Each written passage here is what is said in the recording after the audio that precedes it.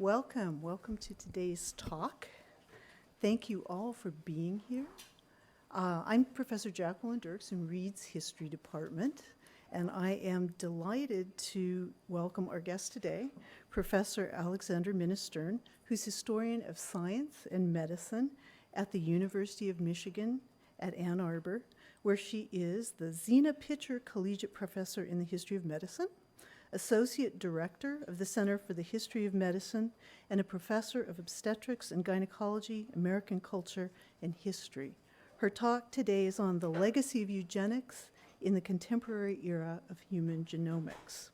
Professor Stern spoke last night at the University of Oregon, and I really want to thank her, and I hope you'll help me to thank her, for making the time in a really busy schedule to share her work and her wisdom with us here at Reed. I'm also grateful to Brittany Corrigan McElroy, who takes care of business and makes all of this stuff happen. I would also like to thank the departments and offices across the college that have funded this presentation. So I thank especially the departments of art, biology, and history, the offices of the Dean of Faculty, that's Nigel Nicholson, and the Office of Institutional Diversity, that's Mary James. So this is an interdisciplinary effort. We also owe a special debt of gratitude to Reed's Professor Geraldine Ondrzek of the Art Department. Jerry's new works, Shades of White, this is work that she's made in collaboration with Professor Stern that's based on her research. They gave twin talks last night, and the opening of the show is in the Artists Project Space at the Jordan Schnitzer Museum of Art at the University of Oregon, and it's there until December 14th. Jerry will give an artist talk on that work on Saturday, November 8th at 2 p.m. Jerry, you want to turn around and wave to the crowd? Okay. I'm putting a lot of stress on this interdisciplinarity because I think too often we either look at the sciences at Reed or the humanities, and we miss the chance to see all of the collaborations that go on. And so this is a great collaboration. And Professor Stern's work she's trained as a historian, took her PhD at University of Chicago, but her work touches on so many things that are relevant not only to the past, but thinking about how the past affects us in the present.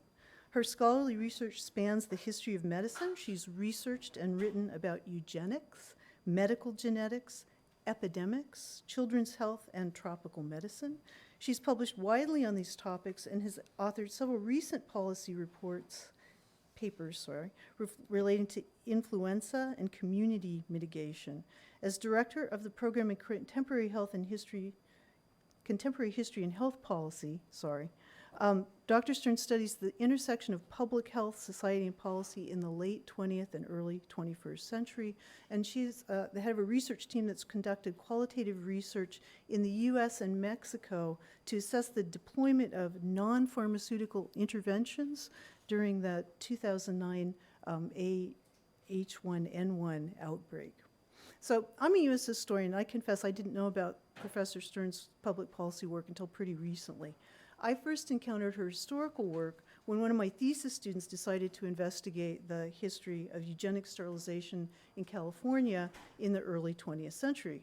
That advisee soon returned to my office, completely dejected. She declared that a brilliant scholar had already done the work and there was no thesis for her to do. The book is brilliant. She was referring to Professor Stern's 2005 work, Eugenic Nation, Faults and Frontiers of Better Breeding in America, which is about to appear in a revised edition, 2014-15? Next year, yes. Next year. And my student did go on to do a thesis, by the way. In that book, Professor Stern documented and revealed how California state officials had coercively sterilized over 20,000 people between the years of 1909 and 1979. That's a full 1/3 of all forced sterilization cases recorded in the United States. The scope of California's eugenics program had distinctly international implications. Nazi Germany's Third Reich modeled its, quote, law on preventing hereditarily ill progeny after California's 1909 statute. Oregon had similar forced sterilization laws on the books from 1909 until 1983. And Oregonians who backed eugenic sterilization in 1921 included the physician Dr. Bethenia Owen Adair, Democratic Governor Walter A. Pierce, and his wife, the reformer, Cornelia Marvin Pierce. That statute was repealed in 1983, and in 2002, then Governor John Kitzhaber, he's still governor, as you know, made a public apology to acknowledge that the state forcibly sterilized hundreds of vulnerable Oregonians over more than 60 years.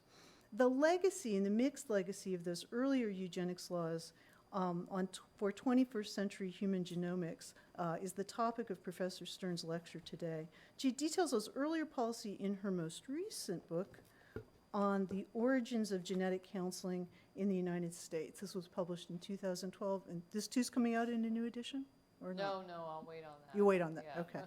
okay. I highly recommend both. So please help me to give a warm read welcome to Professor Alexandra Stern.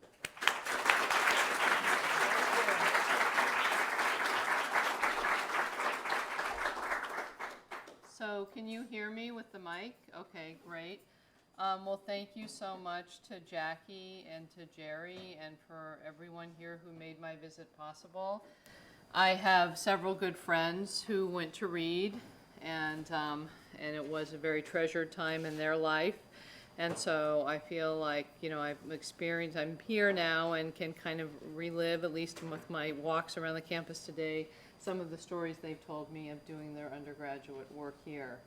So as Jackie explained, I'm going to really try to, this afternoon, connect some past and present and tell you some of the historical work that I've done about eugenics and eugenics sterilization related to some contemporary issues, and then think with you about the meaning of eugenics and whether eugenics exists in some form today. So some of you may have heard about eugenics in the news, over the past year. In fact, if we look at this article right there on the bottom, where it says state to send out about 200 eugenics payments, that is just from 2 weeks ago.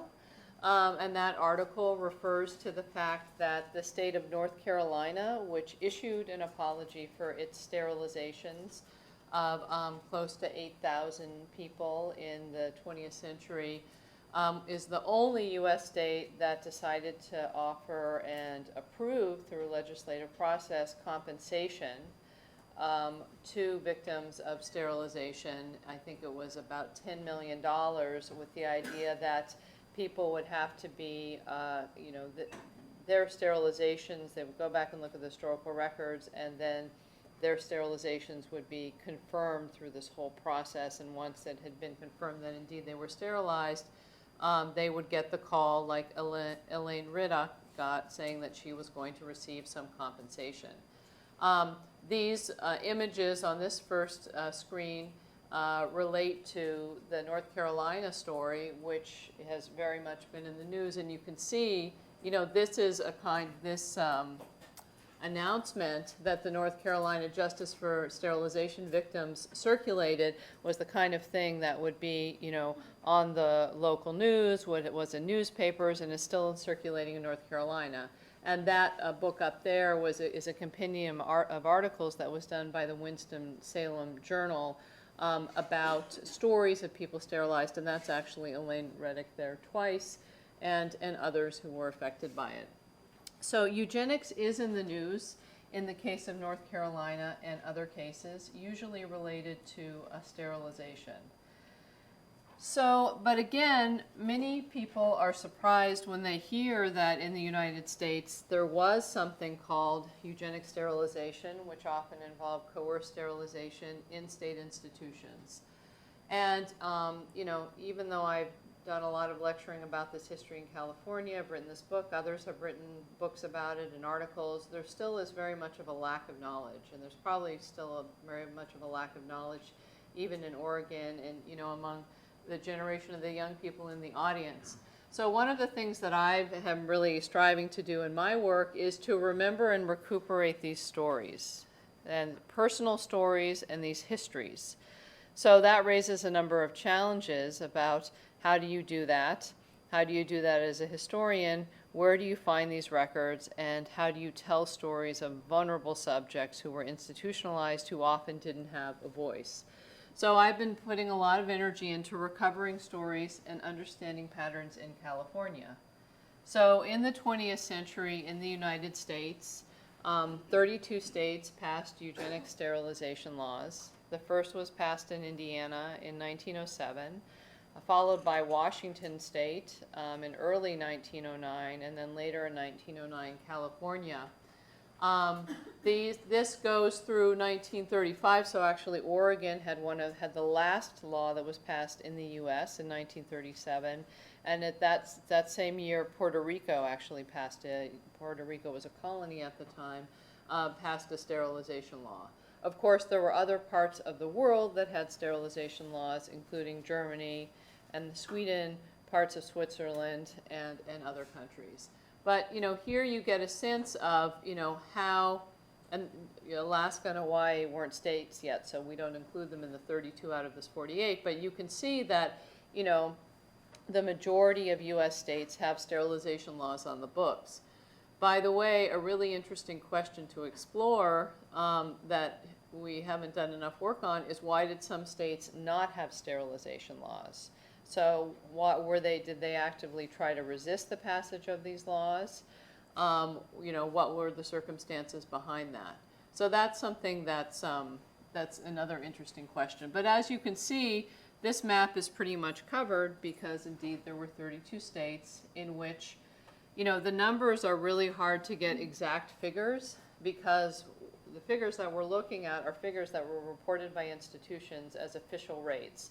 Sometimes those rates were higher, sometimes the numbers were underreported, and for example, a lot of these are the numbers that were reported from inside institutions. But we know that there were also sterilizations going on in smaller clinics and facilities and sometimes in prisons that were not being reported. But nonetheless, the figure is somewhere between 60,000 to 65,000 in these states from 1907 till the 1980s. And these laws started to be repealed in the 1970s and then into the 1980s. So most of them are on the books for 6 to 7 decades, although some of them did face legal challenge and they were overturned by state Supreme Courts, but then usually the advocates of sterilization would come back and modify the law and get it passed. So if you just look at these, this numerical list, you can see that California was way ahead of the pack with more than twice the number of the second highest sterilizer, Virginia, followed by North Carolina, and then we go down and look at Oregon.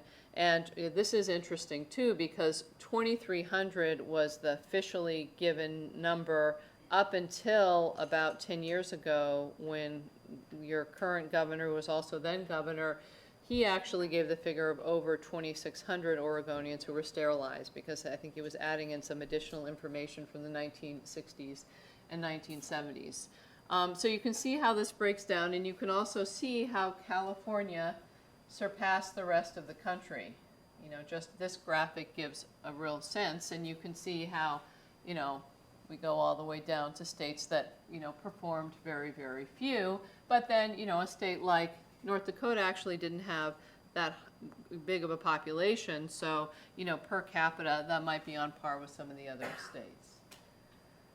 So California performed 1/3 of these approximately 60,000 eugenic sterilizations in the United States, and it performed them in 2 different types of facilities. So again, almost all of the eugenic sterilizations occurred in state institutions. It was of people who were, through some kind of a court process or sometimes through family commitment, they were committed to a home or a state hospital.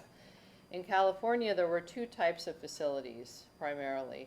One were homes for the feeble-minded, and that was a term that was used at the time to define people who had low IQs or kind of mental degeneracy or mental deficiency. And, often people who were committed were given IQ tests. So they were given IQ tests, and that number was recorded, and the number was often used as the justification for sterilization. So in California, if someone scored, 70 or less, they almost always would be recommended for sterilization. Sometimes, you know, as low, it kind of could depend from institution to institution, sometimes below 80. But, you know, certainly below 70 was a cutoff. The other type of institution were homes for the insane. So these include, you know, psychiatric facilities, and there were about 6 of these in California and 2 homes for the feeble-minded. I don't have a pointer, but you can see that the 2 largest sterilizing institutions in California were one called Patton, which started off being, you know, the Southern California home for the insane. And in the end, Patton, and there you see the number is at almost 4,000 through 1941. By the end of the sterilization era, close to 6,000 people had been sterilized in Patton alone. So that's pretty, you know, for me, I still find that shocking, that in one institution, you have more sterilizations than happen in many US states. That was followed by Sonoma, which was kind of which was the biggest home for the feeble-minded, which you see is very close at about 4,000. And by the end of the sterilization era, that number is close to 5,000. These others are on the top are the homes for the insane, and then the 2, you know, feeble-minded institutions, and I put those terms in quotes to show their historicity. Pacific Colony was an institution that was set up specifically for morons. What that meant is it was focused on particularly individuals in like the 60 to 80 IQ range who eugenicists at the time were very worried that these individuals could pass as normal. They were actually degenerate, but they might pass, and therefore they needed to be institutionalized and sterilized so those, you know, kind of lurking recessive genes in the crude way they understood it would not be passed on. So aside from providing some general information about these institutions and the numbers, then another reason I wanted to show you this chart is this chart was taken from one of the annual reports from the Department of Institutions in California, which ran the sterilizations. And this is 1941, right? So we're right at this, you know, kind of getting it, still at the beginning of World War II, but California was very proud of its sterilization program. It held itself up as a leader for the rest of the country. So these numbers were kind of proudly proclaimed, you know, every year when they did this summation and this count up of how many sterilizations. By the 50s, kind of the late 50s, they're beginning to hide some of these numbers more. They're not, you know, showcasing them in the annual reports, but nonetheless, I've still been able to track some of them down. But so if you look, by 1941, about 15,000 people have been sterilized in California. So here's a map. This map shows you where these institutions, how they're laid out on the state. Is anyone here from California? So a few of you. So have you heard of some of these places? So what have you heard of, for example? Camarillo State Hospital. Okay, so that's a really interesting one actually, because that opened later in the 1950s, I think, but nonetheless, they picked up a sterilization program right away. So often if people live near them, so I grew up in Berkeley, California, and you know, I always knew about Napa. You know, Napa was one of these places too. You know, when you were a kid, they'd say, oh, you better not do that, they'll take you to Napa. You know, it had this kind of like, you know, teasing, scary tone to it. So, you know, these, but you see they go from, you know, basically pretty high up in the state from the north all the way down to the south. One of the reasons the reason I've circled Pacific Colony is that about 5 years ago, you know, I wrote this book, Eugenic Nation, and I have a chapter in there on sterilization, and I did everything I could with the material I could find to understand demographic patterns, to try to get a sense of who was sterilized, if some groups were disproportionately sterilized, but I actually really couldn't do that much because there wasn't that much material.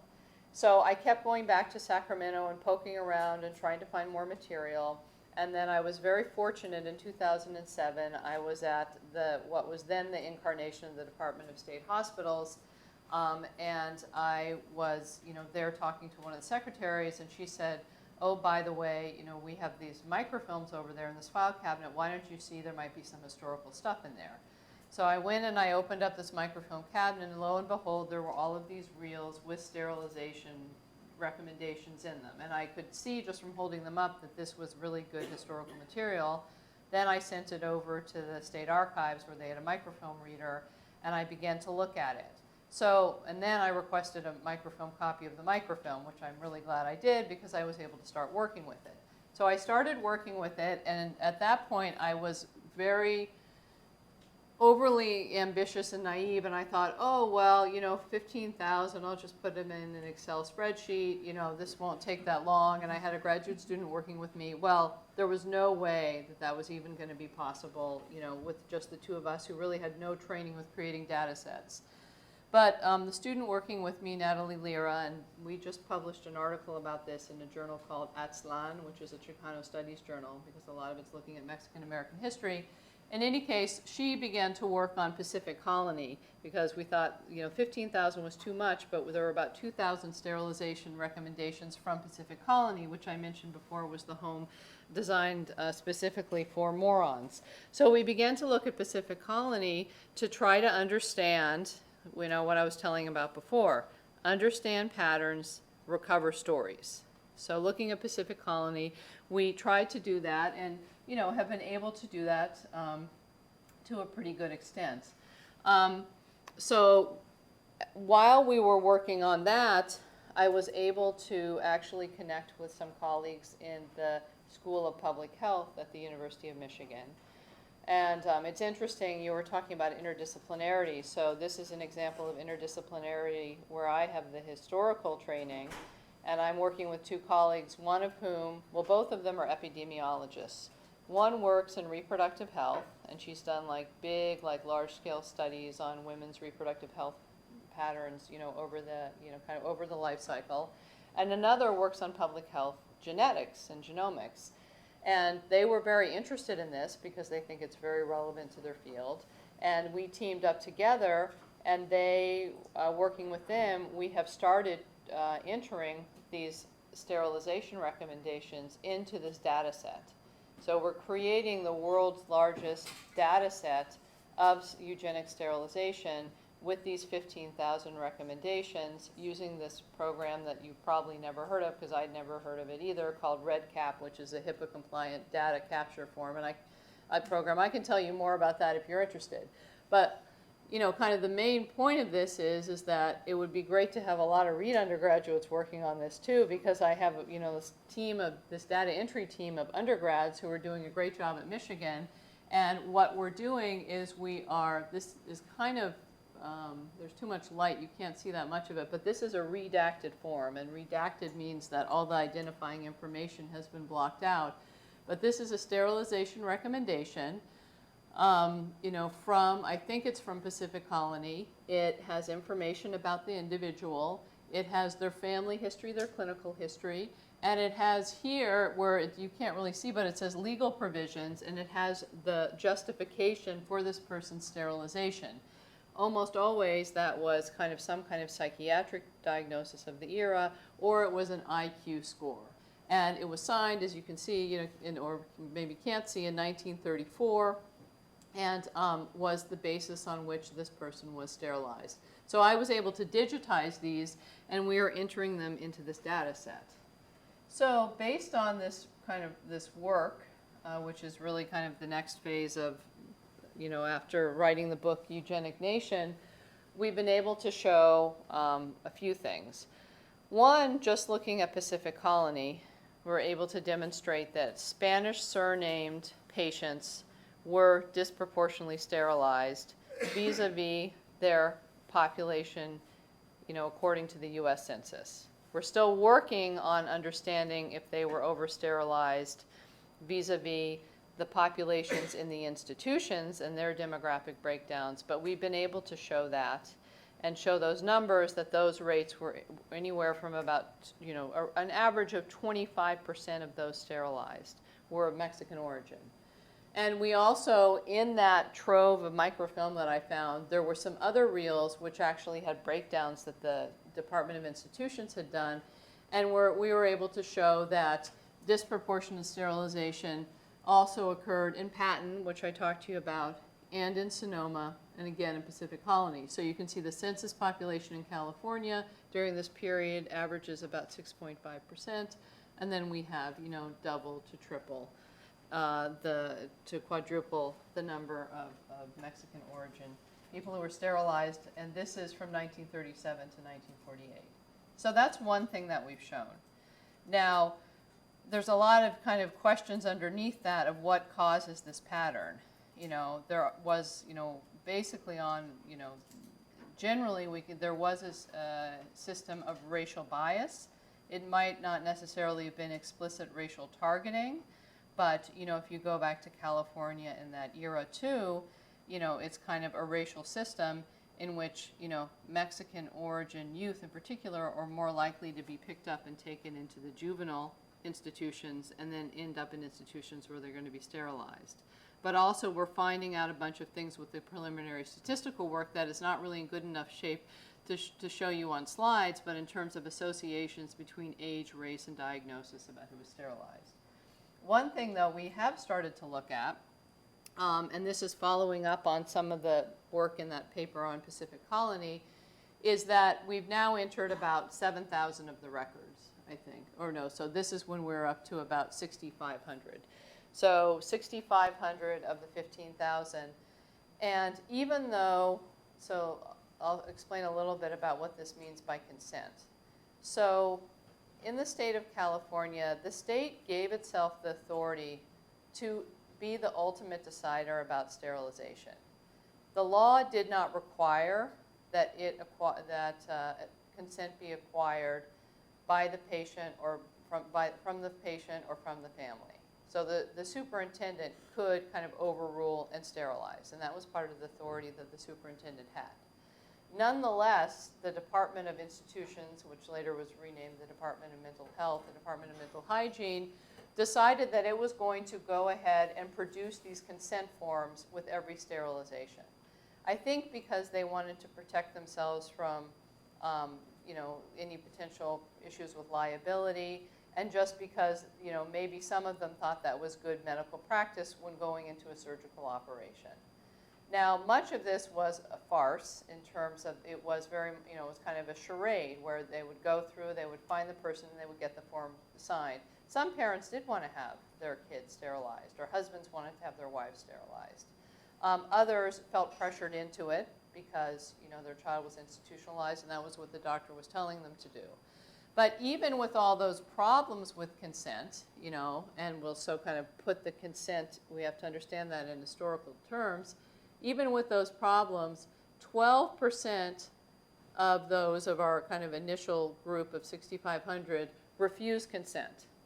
So actually, if you, let's say that number holds steady across the 15,000, we have a pretty good number of, about close to 2,000 people who refuse consent.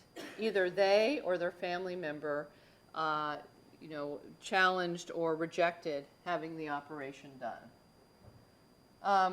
It's really interesting once you start to break these down.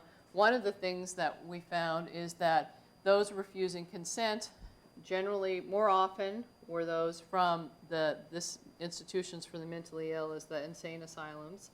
So Patent and Camarillo, which you were talking about, and then less frequently in the institutions for the feeble-minded. In part, that's because there were fewer, in absolute numbers. But that's something that we'll figure out how those hold when we do more statistical analysis on this. We also find that men were more likely to protest than women, or parents of males were more likely to protest. And that's actually pretty interesting if you think about it in terms of the medical procedure involved. Because for men, the medical procedure was much less invasive than, for women. For men, it was, it's a vasectomy, and for women, it was a salpinectomy or sometimes a hysterectomy. Another thing that now we're starting to get into the racial and ethnic is that of those sterilized without consent, about 22% of them were Mexican origin. And we're also finding a pattern where, and this is not that surprising, where those who refused consent were more likely to be Catholic. And they're so more Italian Americans, or people Italians, Portuguese, Spaniards, and Mexicans. So this is something that's pretty interesting, that no one has really looked at this in terms of sterilization patterns in California or elsewhere. So some of the emerging patterns that we're finding are that men tended to resist sterilization more than women. Mexican origin patients in their families resisted more. Women were statistically more likely to be sterilized at a younger age. So the idea was, kind of sterilize them as soon as they hit reproductive and bearing age, and Catholics were overrepresented in institutions and in sterilization. So I'm just sharing with you, fresh from our preliminary analysis of this data, what we're beginning to find. You all might have some hypotheses that we can test with this data, or some ideas of what other questions we can ask of it. It's going to be an exciting time when we finish creating the data set, and we can really dive into it more to do more of this quantitative analysis. At the same time that we've been understanding patterns, we've also been, and I hope this will work, this Omeka was down earlier, so we'll see if it comes up. Oh, unfortunately this isn't, it's down for maintenance. Let me see here. Oops. This will come back. Okay. So at the same time that we're doing the statistical analysis, I've also been working on creating a digital archive which will tell stories, be able to tell stories of people who were sterilized and recover some of their stories and be used for educational purposes. So my team has developed a prototype for this.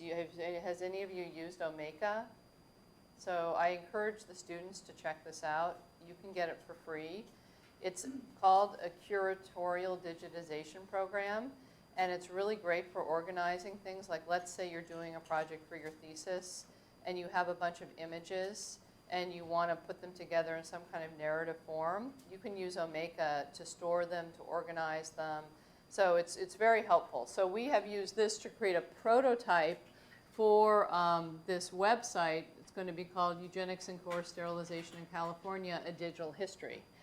And it will include things like copies of the sterilization laws, redacted copies of the sterilization orders, and then stories of individuals sterilized. However, here we run into a problem. And the problem is that the records that we're using were generated by the state hospitals, and they involve patients.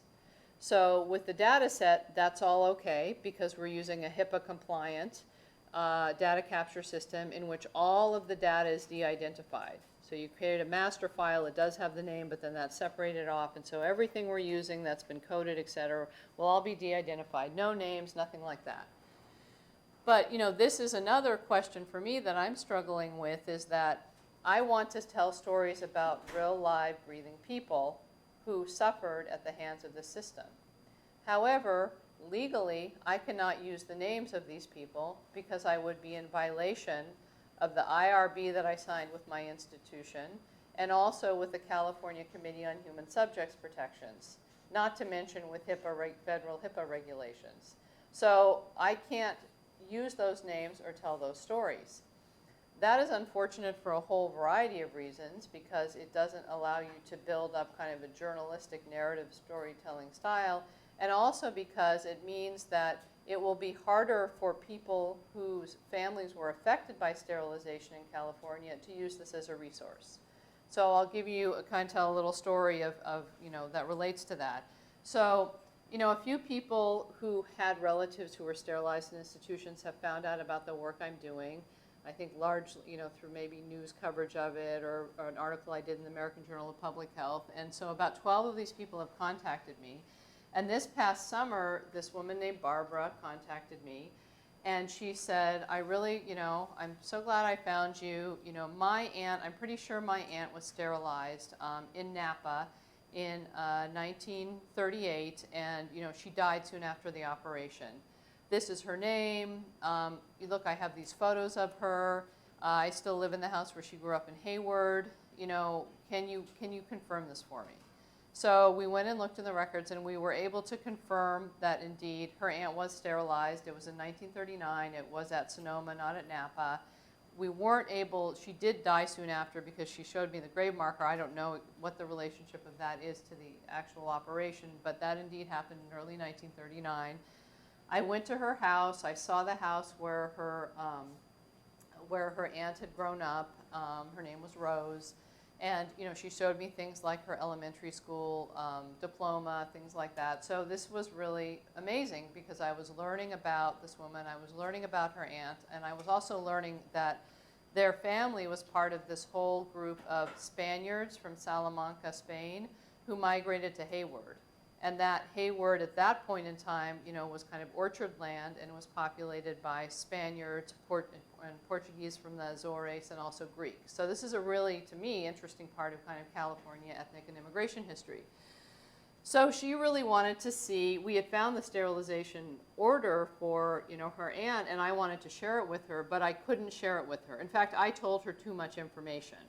As I found out later when I went to speak to the Department of State Hospitals and began to ask them, well, what can we do? Here's this woman who wants to reclaim this part of her family history. You know, I'm not in a position to give her these documents because, you know, I'm using them at the behest of these agencies, but you could give them to her.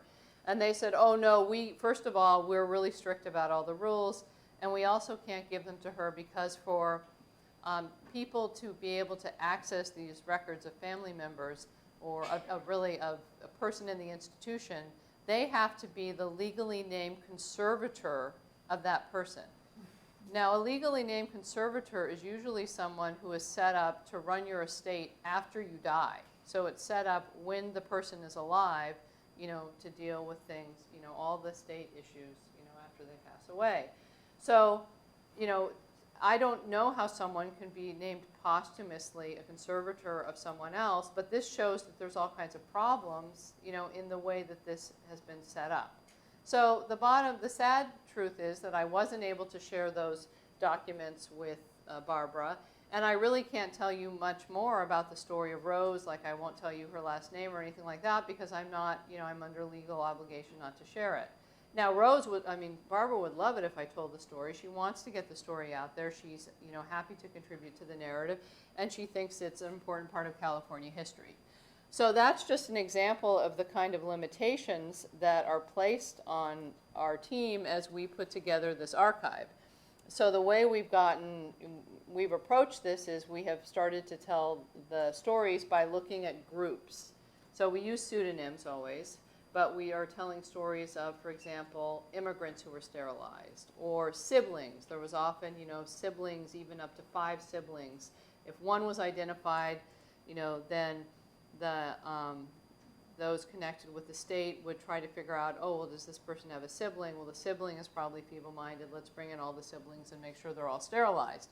So we were grouping it that way, but to me, it's still not satisfactory, and it's very frustrating. Nonetheless, this is one of the ways in which kind of I'm moving forward and figuring out how to remember this history and to recover the voices of those sterilized. Alongside with this work, I've also been involved in projects related to kind of more official historical memory. So in 2007, I was involved in a project in Indiana. As I mentioned before, Indiana was the first state to pass a sterilization law. It was a centennial project where we did an exhibition, we had a symposium, and we actually were able to, you know, I have colleagues there who are based in Indianapolis. They were able to work with the state legislature to get a historic marker placed. It's right in front of the state capitol, in fact, in Indianapolis. So, you know, I was involved in writing the text for that. And this is a woman, Linda Sparkman, who was sterilized under that law during its final years. So this is an important part of kind of historical memory and commemorating that and making sure that this history is not lost. And, you know, and Oregon has done, I don't know if there are any placards in Oregon. I don't think so. That would be a good project for students to get involved in, you know, put together draft historical marker content and try to push it through the legislature, something like that. Although in Oregon, as you know, as we mentioned before, now 12 years ago, Governor Kitzhaber apologized for Oregon's forced sterilization program. He was, you know, really pressured, you know, appropriately so, by mental health groups, and so on. And he declared that December 10th would be was here for Human Rights Day in Oregon. So, there have been some attempts. It doesn't mean that that's necessarily on people's radar screen, but it is there and part of the historical record. Okay, so this is all important to remembering eugenics and remembering eugenic sterilization. But then one of the things we actually risk when we spend a lot of time remembering the sterilization component of eugenics is that the eugenics movement was about much more than just sterilization. Sterilization is often kind of lumped on the side of the spectrum that included negative eugenics. So things like, obviously, euthanasia, the final solution is going to be at the extreme kind of side of that spectrum, followed by sterilization, followed by other types of restrictions and prohibitions, and then all the way to the kind of more positive side of the spectrum, where it was often more about encouraging the fit to reproduce, those deemed fit by the standards of the era, and by certain people, the right people, to have more babies, well, the wrong people should have less babies. So one example of the softer kind of side of eugenics, or what's been called positive eugenics, were better babies contests. And I'm sure that these were held in Oregon. I think I've actually seen information about them being held here. That's another great project for someone to look into. Oregon is a very agricultural state, so probably at the county fairs or at the state fairs, we're focused on breeding, kind of on good healthy development. Babies could have been included in that, and that was the impetus behind these Better Babies contests, which were held in Indiana from 1920 to 1932. The idea was, quote, we can breed better corn and pigs, why can't we breed better babies, end quote. And so these were immensely popular contests, and to enter, moms from all over the state entered their children. They entered based on county. There were two different age groups, 12 to 24 months, 24 to, 48 months, or, I don't remember the exact months, but, kind of younger, very young and a little bit older, and, until the time they were toddlers. And the babies were brought in to be assessed for their kind of general physical well-being and also for their mental aptitude. So that actually babies were given mental tests, or kind of the baby version of IQ tests. And this was also supported commercially by formula companies and was headed up by the head of the Maternal and Child Hygiene Bureau of the State Health Department. So you can just take a look at these pictures and get a sense of what these Better Baby contests were like. Ribbons were given, the blue ribbon for the premium baby. Indiana at that point, and a little bit less so now, was overwhelmingly a kind of white European American state. Kind of 95% of the population was classified as white, and so not surprisingly, these are the kinds of children that you see. This is not, you see blonde-haired, blue-eyed children who are being held up as kind of the height of racial fitness. So there's obviously a strong racial dimension to this as well. These are babies taking, some of the block tests and the other picture tests, and so, this is like a real little baby being asked, does the cow go moo? If the baby says yes, they're really smart. If they say no, they might have failed the test. And these are, kind of the female professional psychologists who are often involved in this kind of work. And the other is an ear, eye, nose, and throat doctor who's doing, a physical examination. And, here's some more of the physical examinations. And the kids wore togas so that they're, basically without getting naked, they could look as closely as possible at their whole body and their growth. And they did a lot of measurements, kind of child health measurements, those pediatric measurements which were emergent at the time. So some of this, seems like it's kind of, especially if we, kind of take away kind of the racialized component for a minute, there's things about this that are not distasteful. This is about kind of child well health. This is about giving mothers an opportunity to bring in their kids to have them assessed, to maybe learn some things about, nutrition or healthy eating, or get access to, where they could get vaccines for their kids, that type of thing. On the other hand, this was done, as part of a eugenics program and was supported by this, run by this woman, Ada Schweitzer, in the back, who herself, had said things like, you can't make, a silk purse out of a sow's ear. This is the kind of thing she liked to say. So, the gates of heredity stopped once the child was born. So this positive eugenics, with its own kind of, ugly underside, were also part of the movement. So eugenics, in the 20th century was many different things that went on the spectrum from positive all the way over to negative. And indeed, that was in part because that's how eugenicists imagined it, that would feed into all of these different areas of study and different areas of practice. So that then raises the question of, what was this term and where did it come from? So the term was coined by Sir Francis Galton, who, by the way, was a cousin of Charles Darwin, in 1883. And he coined it to, taken from the Greek, to mean to be well born. So someone who is well born, of good heritage, of good stock. And he was very interested in assessing whether people were well born. He set up anthropometric, which means you use these different tools from biological anthropology, kind of back in the 19th century. No, people don't really use them today, but to measure people, head circumference, different ratios of the body, kind of relates to, phrenology, or measuring the size of the cranium to determine how smart people might be. So he used these kinds of tools. He set up these booths at the World's Fair in 1884 in London to do this, and he was really interested in tracing inheritance down family lines. Of course, he thought his family line was the greatest ever, was really illustrious and showed good genetics, but that, kind of the poor working class folk of England, didn't fare so well. And he came up with all of these types to describe, kind of fit inheritance or not.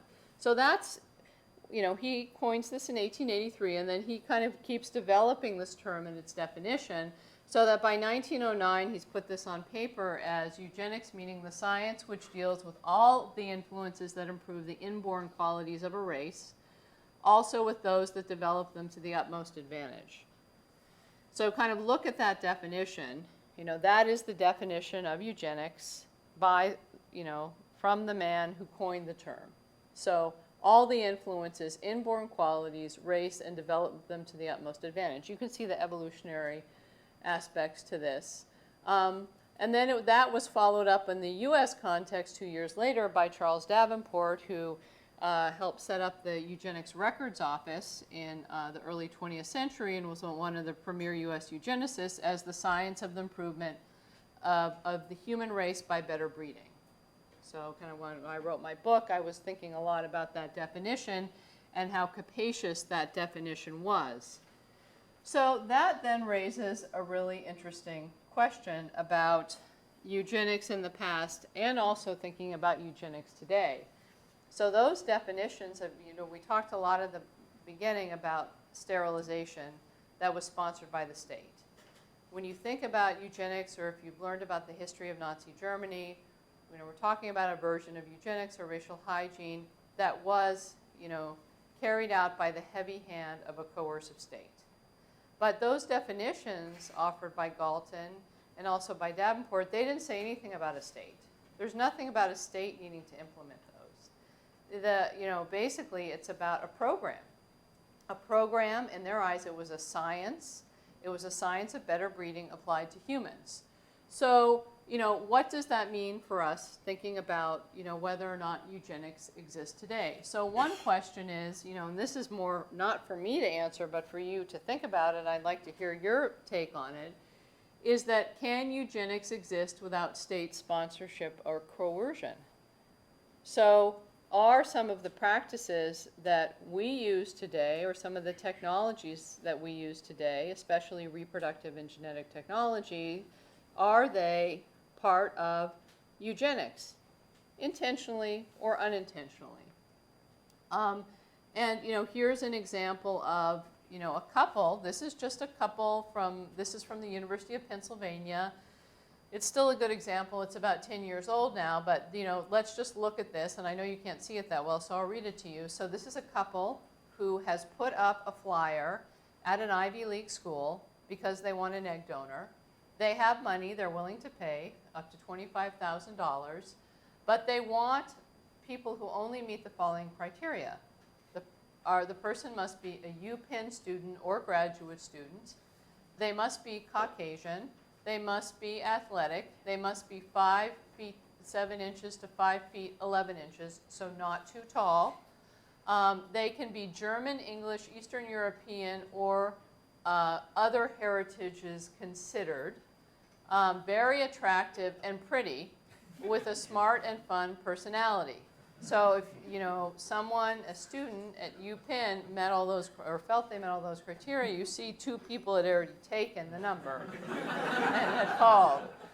So this is basically someone who is on the open market. This is not regulated.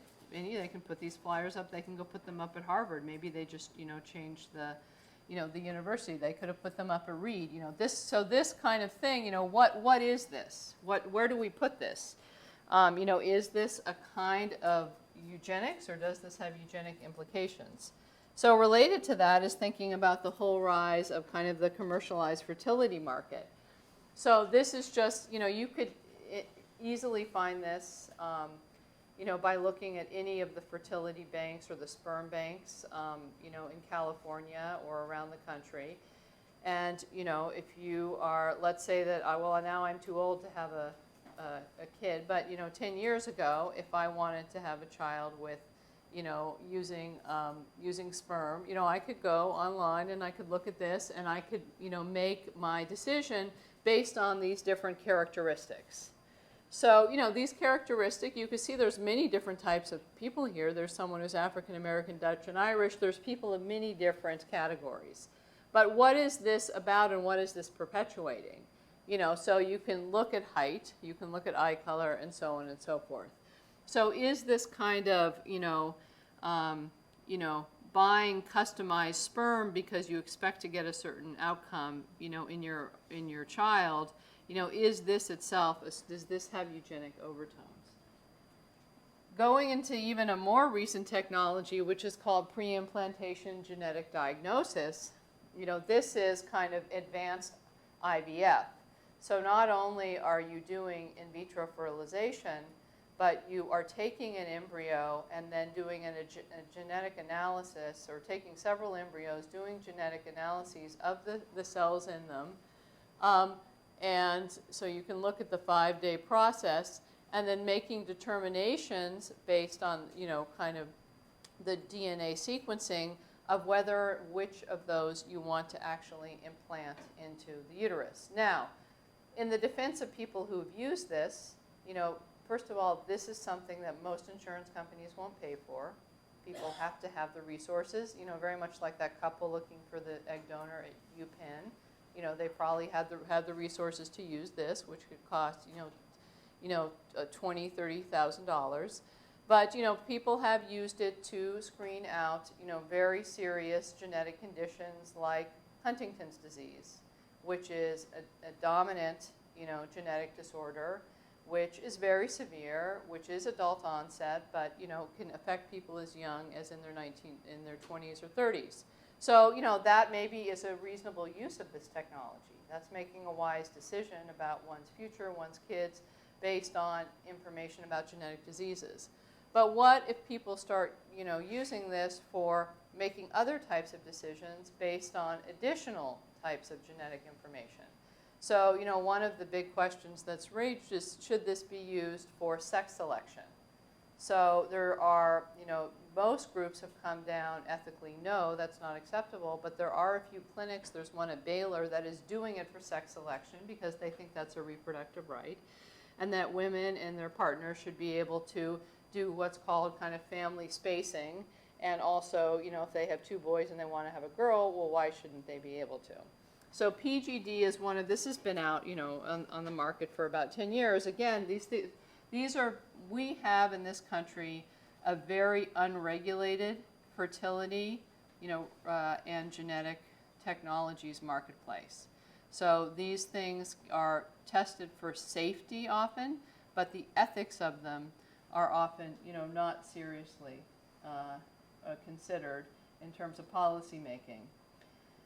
So then, if you think of people making decisions based on genetic information, and we were talking about this a little bit at lunch today, we know that, women, especially women over 35, or those who have a history of genetic diseases or other conditions will often, choose to undergo amniocentesis, and based on that information, will sometimes terminate a pregnancy. So if you look at some of the studies that have been done, this is a study from about 15 years ago, but the numbers have held relatively steady, that, 96% of those, of women who underwent amniocentesis and were given a diagnosis in their fetus of trisomy 21 or Down syndrome chose to terminate the pregnancy.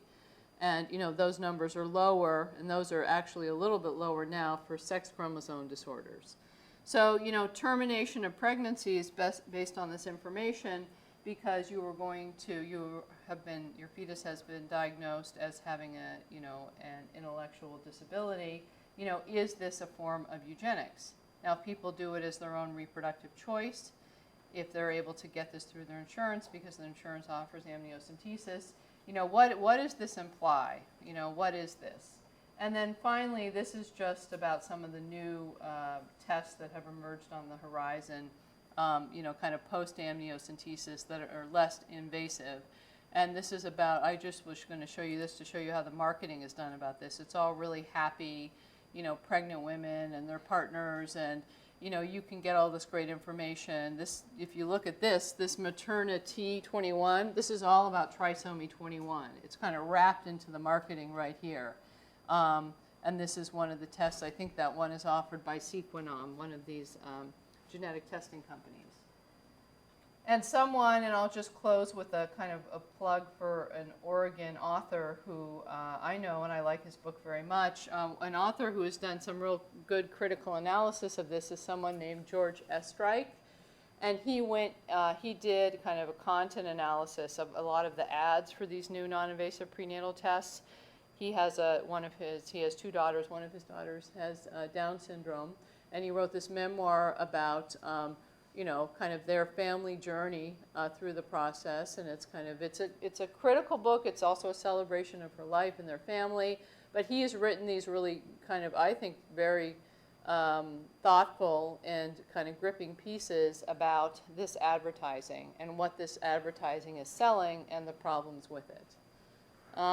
So that, in sum, is where I'll stop. I'll kind of leave us off in the present.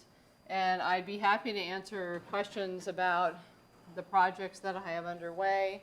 But also, I would really like to hear from you about kind of your perceptions of this, especially, the students in the audience, because this is the world that you're going to be navigating as you make, reproductive decisions in your future, both the men and the women in the audience. So I'd be interested to hear your thoughts about this, and if you think there's a relationship between the eugenic past and the genomic present, or maybe you don't.